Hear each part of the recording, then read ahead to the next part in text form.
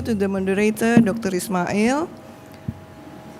I'm from the Dental Material Science Faculty of Dentistry, University of Indonesia, and today I'd like to talk about biomaterials of stem cells. To begin with, we all know that defects are a common ailment due to tissue loss, and these conditions require treatments. In the last century, biomaterials were used for the fabrication of permanent implants to place tissue function. There has been a shift from replacement of tissues to regeneration of tissues to their original state and function. In this century, the principal role of biomaterials will likely to be served as scaffold or matrices for tissue engineering. Now, a promising alternative approach, which is called tissue engineering. It is an approach using a scaffold as an artificial template for cell regeneration. For tissue engineering, it needs tissue engineering triad. It is the key components to obtain engineered tissues, which contain our cells that may be used to be engineered. The scaffolds refer to the matrix within the tissue model's construct, and the signal refer to the molecular signal molecule. How does tissue engineering work? There are three basic steps in tissue engineering. First is actually getting the base cells to work with. So the cells is taken out from the body. Second is putting the altered cells into a scaffold in order to incubate the cells. So the cells put in the scaffold. Firstly, it is cultured, then put into a scaffold which is already made. And the final step is to put the newly created cells or organ back into the body. That's tissue engineering. What are the cells? The cells can be any cells. It can be autologous, which come from the person that need the new cells. It can be allogenic, come from a body from the same species. It can be synergenic, come from a different species than the organism they're going into. And it can be synergic, come from genetically identical people, and can be primary cells, come from any organism. Secondary, from a cell bank, or stem cells, which is undifferentiated cells. What is stem cells? A little bit about stem cells. It is a single cell which can replicate itself, and it can differentiate into many cell types.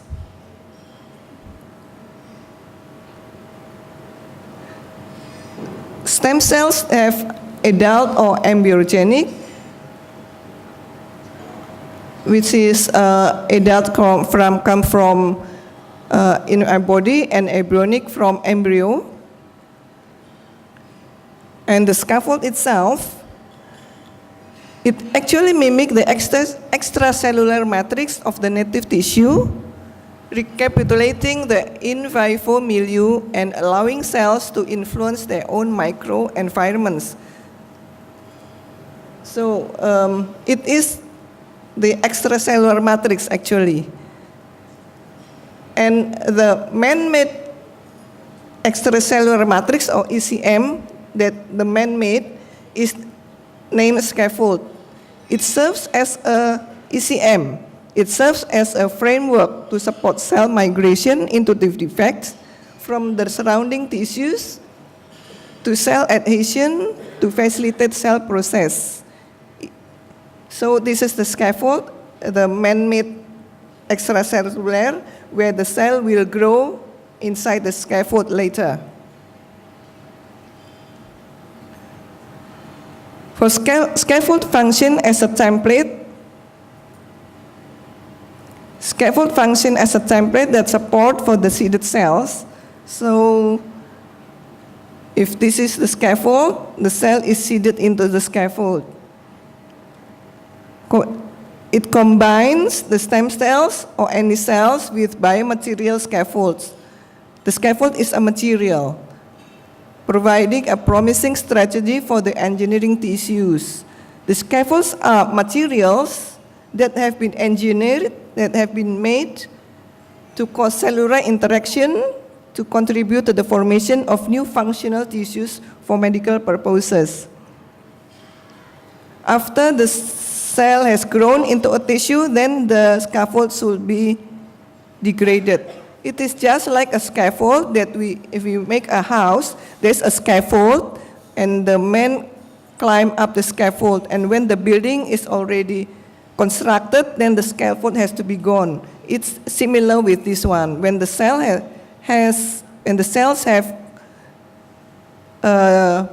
have constructed into a tissue or organ, then all the scaffold has to be degraded. Scaffold material need to be biocompatible with the cell seeded. So there are two ways. It's from the medicine and biology, and the other one is from the material science and engineering. From the medicine and biology, that the scaffold should be in toxicity, no immunogenicity, should be bioactive, growth factors, proteins should contain this one, should have vascularization and cell nutrition. On the material science and engineering, it should be shapeability, have that one, should be degraded, should be porous, should be strong, have the mechanical strength, should be good surface property, and can be sterilized. And of course, it should be cost effective.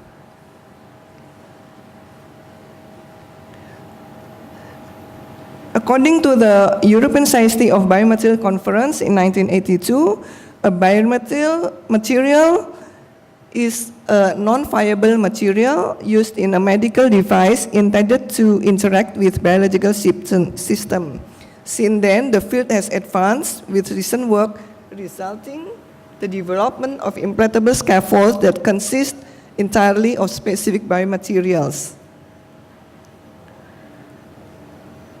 There are a lot of materials that can be used to make a scaffold in tissue engineering. They are biopolymer,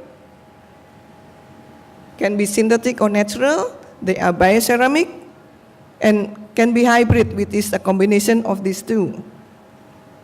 Synthetic biopolymer is a chemical compound consisting of repeating structure units. As we know that, this is a repeating units. And it is highly mechanical properties. It is very strong.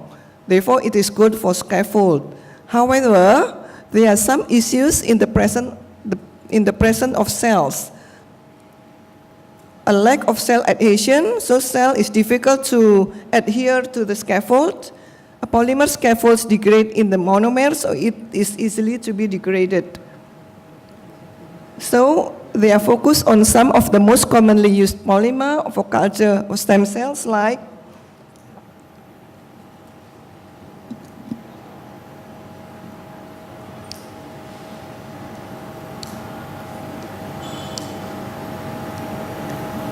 according to FDA, there are only some polymers that can be used, which is this one, all. And the most used is polycaprolactone or PCL, PLGA, and polylactic acid polyglycolic. It is the example for, it is like beads, and it has to be constructed into something that is porous, because this is where the cell grow inside the pore. And according to functionality of tissue engineering, Firstly, it's only bio-inert like the polymer. And in 1980 to 1990, in the second generation and the third generation, the material should be bioactive and biodegradable. And now, it should have cell function adaptation, so should make the cell grow. This for the material for scaffold. Those materials are the biopolymer, because the polymer does not have a function of the cell to grow. This consists of sugar monomers. As we know, polysaccharide is sugars. This is the chemical structure. It can be from like algae, can be from chitosan, from prawn, can be an agar, agarose, albumin, fibrin, or hyaluronic acid. When it is constructed into scaffold, it can be like this, with, of course, with a process. The other one is when it is protein-based. Like collagen, we have collagen in our body, and those material that contain collagen is good for to make a scaffold. For example, is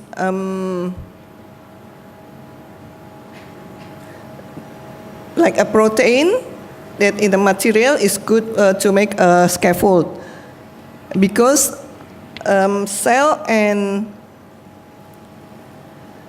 between cell and material there is a protein. So scaffold for the polymer is synthetic and natural. Synthetic is polymers and copolymers, and the natural is can be collagen, gelatin, cytosan, or silk. There another that is natural, which is called bioceramic. It is actually a calcium phosphate based. So material that is calcium phosphate can be used for scaffold. These are the materials, and the most that are really like the structure of our body is hydroxyapatite. Don't worry about this.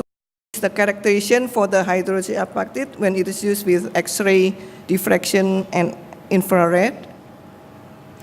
Hydroxyapatite is scaffold of hydroxyapatite, but is easily to break because it is brittle. Therefore, now people make hybrid of the material between polymer and bioceramic. The polymer and polymer blend is just combining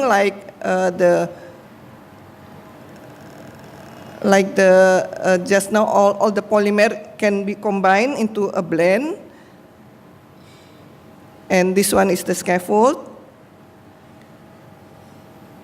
Or bioceramic and biopolymer can be blend as well. This is better because bioceramic is brittle and the polymer is more soft, so it can be good if it is hybrid. Hydroxyapatite can be combined with gelatin, can be combined with alginate or cytosan, and this one is the scaffold with the cell in it, with the cell. And this one is also the arrow, if the arrow is also the cell. This hydroxyapatite with alginate. This is our work with Dr. Ismail to make hydroxyapatite and alginate. And then, as I said just now, a scaffold have to have a pore, and when it is seeded with cell, then cell can grow into the pore. Yeah, this one is the pore, and this one are the cells. This one are the cells.